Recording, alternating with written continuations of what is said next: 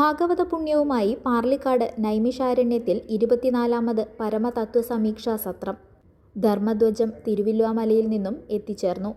December 19 മുതൽ 28 കൂടി പാർലിക്കാട് നൈമിഷാരണ്യത്തിൽ നടക്കുന്ന 24ാമത് പരമതത്വ സമീക്ഷാ സത്രത്തിലേക്കുള്ള ധർമ്മധ്വജം ഭക്തിസാന്ദ്രമായ അന്തരീക്ഷത്തിലാണ് തിരുവില്വാമല ശ്രീരാമക്ഷേത്ര സന്നിധിയിൽ നിന്നും അലങ്കരിച്ച രഥത്തിൽ പുറപ്പെട്ടത്.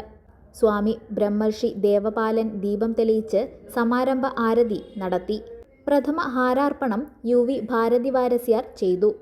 തുടർന്ന് കെ സുജാത നായർ, KV ബാബു വാര്യർ എന്നിവരും ഹാരമണിയിച്ചു.